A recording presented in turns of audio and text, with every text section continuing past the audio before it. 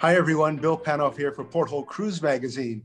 And today we're going to talk to the cruise industry, and we're going to talk to our good friend Ann Kalosh, the editor of Sea Trade Cruise News and no stranger to the cruise industry. Ann, how are you? Hi, Bill. I'm well. Thanks. Great to be here. It's a pleasure to have you, an honor to really interview you. This is really great because you've been keeping the narrative going about the cruise industry during this pandemic, and everybody looks forward to your articles, of course. The cruise industry has been through a lot this year, and each conversation seems to have the undertone, is it safe? Will it be safe once cruising returns? Do you feel cruising is safe? Well, I think cruise lines are doing everything they possibly can to try to make it safe. Right. In fact, I know of no other segment of the travel industry that requires 100% COVID testing. You know, that's really a major statement to say every cruise ship all over the world is going to do that. And then all the protocols that have been developed are very comprehensive. You have reported on a number of changes that cruise lines have made to their ships to make them healthier and more safety compliant. Do you feel there are some things that the cruise lines should have been doing all along? For example, air purification systems? Well, I think cruise ships were already very safe. Look at how they've been able to control highly contagious norovirus, for example.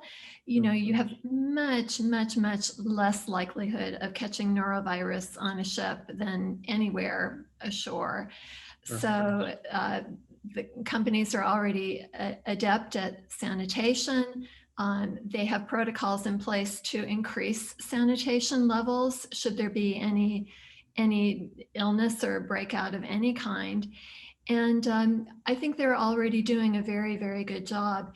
As far as having things like extra air purification, I think that there wasn't really an issue about airborne viruses or diseases previously, or the cruise lines would have been doing that.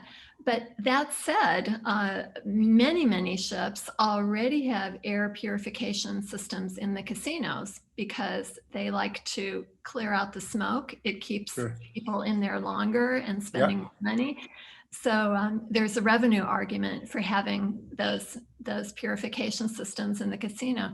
And interestingly, one of the systems, which uses a concept called hydroxyls, is actually something that could be used to sanitize and kill coronavirus. So this type of system may be expanded elsewhere on the ship.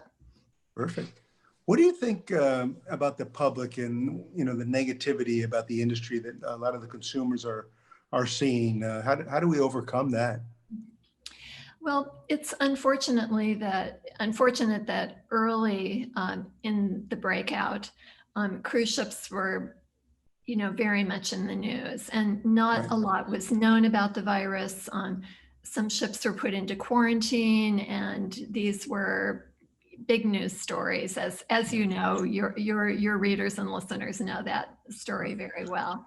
But I think that going forward, the important thing is ensuring that protocols are adhered to, that ships are kept as safe and clean as possible.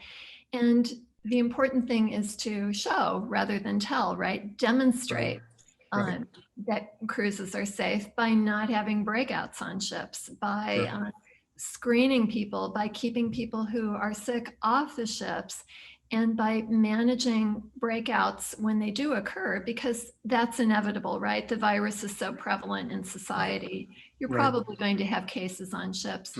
But how they're handled, how they're isolated, and that people are quickly evacuated and get the care they need ashore so that the rest of the cruise can continue without interruption.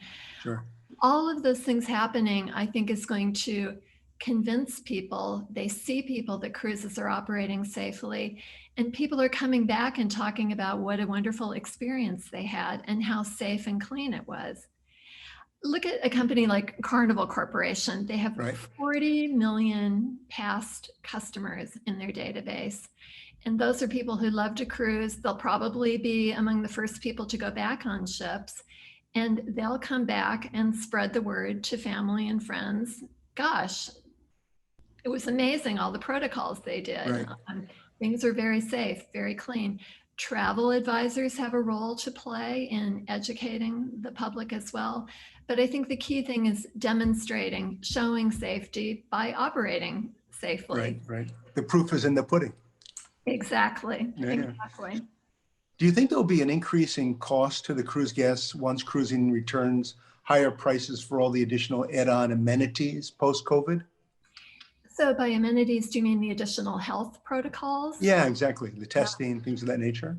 Well, there's no question that the cruise lines are going to have to invest a lot in Sure. all areas, and people will have to have tests. For now, the cruise lines are requiring that people have tests before they come to the ship. We don't know if cruise lines are also going to test at the cruise terminal, as many companies are doing in Europe, like MSC Cruises, Right. and who will cover those costs. Cruise lines also have to ensure that the terminals are safe. So you're going to have temperature screening, probably facial recognition technology will be Sure. involved there. Sure. Terminals will have to be reorganized with areas for safe screening. Luggage will have to be sanitized. Sure. You can't just have anybody walk in and conduct testing. You've got to have Right. qualified professionals. One company has a proposal that could process and test about 350 passengers an hour, which Wow. would be a necessary volume if you think about a Sure. 2,000 passenger ship. And that would require about 38 extra personnel qualified to do Wow. just that. Wow. So there will be extra costs, no doubt about it. Sure.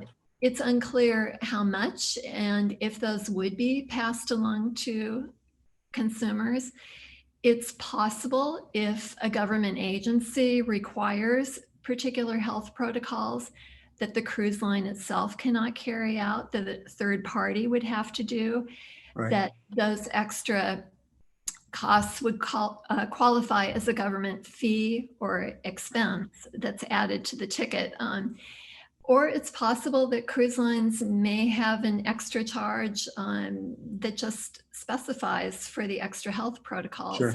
Sure. I don't know Sure. about you, Bill, or about what your readers think, but I think probably most people would feel that is reasonable Absolutely. to pay a little bit extra to Right. ensure health and safety. Absolutely. And just one more point on as far as extra costs go. Part of the protocols are, initially at least, if you want to go ashore, you're going to have to buy a cruise line shore excursion. Sure. Because the lines can then ensure that people are in a protected bubble, the buses Right. have been sanitized, the guides have been Right. tested, they're going to safe places, et cetera. Right. And so that implies an extra cost that you would have to purchase shore excursions if you Sure. want to Sure. go ashore. However, I'd like to point out that there are a lot of companies, Norwegian Cruise Line, for example, with its free at sea offer, offers the possibility to choose free shore excursions as one of the booking incentives. So Oh, there awesome. are ways to address what might be an extra expense otherwise for shore excursions initially. So we'll wait to see about the That extra. makes sense. Once cruising resumes, do you think it will continue indefinitely, or will there be trial periods for a certain number of ships within each fleet to adjust to the new protocols first? Oh, absolutely. They'll start slow. They'll be very conservative. You see how they've started in Europe with one or Right. two ships. Sure. And Sure. initially, sailings there were cruises to nowhere, and then they gradually started adding ports. Sure. Some ships are only operating cruises within one country, like Italy, for example. And then gradually they expand longer itineraries, more ports, provided it's safe. And also the number of passengers carried has increased slightly, provided things stay safe on board. However, we've seen in recent days some new developments with the incidence of coronavirus rising in some cases in Europe. It's spiking in France, for example. Germany has an issue. So some of the cruise lines are saying, well, look, we're going to block certain nationalities that have very high rates of transmission for the time being until things improve. I mean, this is a very flexible, fluid situation.